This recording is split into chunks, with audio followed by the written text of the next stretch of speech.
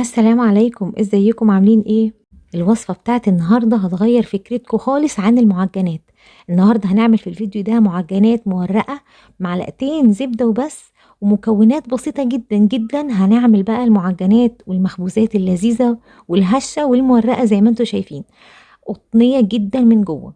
بجد بعد كده هتستغنوا عن الفينو، وهتستغنوا عن الكايزر، وعن اي معجنات عملتوها في البيت. الوصفة دي بجد هتبهرك، لانك مش هتقفي كتير في المطبخ، وكمان مش هتتعبي، ومكوناتها بسيطة جدا. يلا نسمي بسم الله واقول لكم على طول على المقادير. هنجيب الحاجة اللي هنعجن فيها او طبق العجن، وهنحط كوباية من الحليب وكوباية ونص من المية. والحليب اللي عندي ده كان قاطع، وممكن اعرفكم لو عايزين في تعليقات ازاي نخلي الحليب يقطع. كوباية حليب، كوباية ونص من المية، 3 معالق كبار من السكر. هحط كمان معلقة كبيرة من الخميرة الجافة، وهقلب الحاجات دي وهسيبها 5 دقايق. دلوقتي هنزل ببيضة كاملة، وبعد كده ربع كوباية من الزيت. والزيت اللي عندي يفضل ان هو يكون نوعه كويس، يعني يكون كده ملوش ريحة. معلقة صغيرة من الخل، وهنقلب كده المكونات السايلة مع بعض.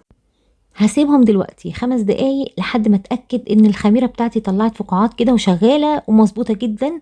هنخل بقى كيلو دقيق لكل الاغراض، وهبدأ احطه، واحط ربع معلقة من الملح، وكمان معلقة صغيرة من البيكنج باودر. وهنا عايزة اقول لكم حاجة، ان الدقيق بيختلف من نوع للتاني، علشان كده ممكن في الاول نحط كوباية وربع بس من المية وكوباية الحليب، وبعدين نخلي ربع كوباية المية المتبقية دي على جنب، نشوف ان العجينة هتحتاجها ولا مش هتحتاجها. لكن انا طبعا متعودة ان انا استعمل النوعية دي من الدقيق في نفس الوصفة، علشان كده نزلت بالكيلو مرة واحدة. هنعجن بقى العجينة بتاعتنا عجن كويس جدا، مش اقل من 10 دقايق. ممكن نعجن 3 دقايق ونريح كده دقيقة، وبعدين نعجن 3 دقايق كمان ونريح لحد ما نكمل 10 دقايق. كل ما نعجنها كويس كل ما هنلاقيها ملساء ومرنة جدا جدا، وهتبقى في الاخر النتيجة مبهرة. بعد ما سبتها 40 دقيقة كانت ارتفعت معايا. هطلعها بقى من الإناء اللي كنت عاجنة فيه، وهحطها على الرخامة، وهبدأ دلوقتي أقسمها لأربع أقسام، أو 4 كور زي ما هنشوف معايا دلوقتي. بعد ما نكورهم هنحط تحتهم دهنة زيت كده بسيطة، ومن فوق كمان دهنة زيت، وهنغطيهم علشان طبعا احنا شغالين. ممكن تنشف معانا الوش كده، ممكن ينشف، فالأفضل ان انتوا تغطوها لحد ما تفردوا واحدة واحدة أو كورة كورة. هناخد بقى أول كورة أنا عملتها، وهنفردها كده مش دهن أي حاجة، وهنفردها مستطيل مش رفيع. السمك بتاعه يبقى متوسط، يعني مش رفيعة ومش سميكة زي ما انتوا شايفين كده. وبعد كده جبت معلقتين من الزبدة، وهبدأ دلوقتي أفرد كده بالفرشة الزبدة على العجين. هطبق بقى زي ما انتوا شايفين كده السمك، سمكها حوالي 3 صوابع كده، وهبدأ أطبق من غير ما أدهن أي حاجة لحد ما أخلص كل المستطيل بتاعي. التطبيقات دي هي دي اللي هتورق العجينة وتخليها ناجحة وجميلة جدا، مورقة من جوه وبتبقى عاملة زي القطن. بعدين هنقفل بقى الطرف الأخير ده، هنجيبه في النص، مش هنجيبه كده على الطرف أو على الجنب، لا أنا هخليه في النص، وهقفله كويس جدا جدا علشان ما يفتحش. وكمان هخليه من تحت لما اجي احط القطعة دي على الصينية.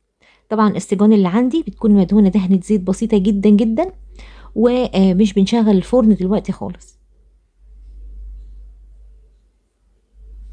نضغط عليها كده، وبعدين بنبدأ بقى نقطعها بعرض 4 صوابع، يعني بنقيس ب4 صوابع ونقطع. بصوا التوريق دي بقى لما نسيبها تختمر ونبدأ بقى ندخلها الفرن، التوريقات دي كلها بتظهر في العجينة وبتبقى خفيفة وطعمها حلو جدا. هرصها كده بقى في الصاج، وهبدأ اسيب مسافة بينهم زي ما انتوا شايفين كده، مسافة بسيطة خالص لان هي بتختمر تاني. هنعمل بقى كل الكور بنفس الشكل. بصوا الفتحة بتبقى هنجيبها في النص، وبعدين نقفلها كويس جدا، ونبدأ نقطع ونحطها في السيجان ونسيبها تختمر. بنغطيها بفوط مطبخ نضيفة ونسيبها تختمر.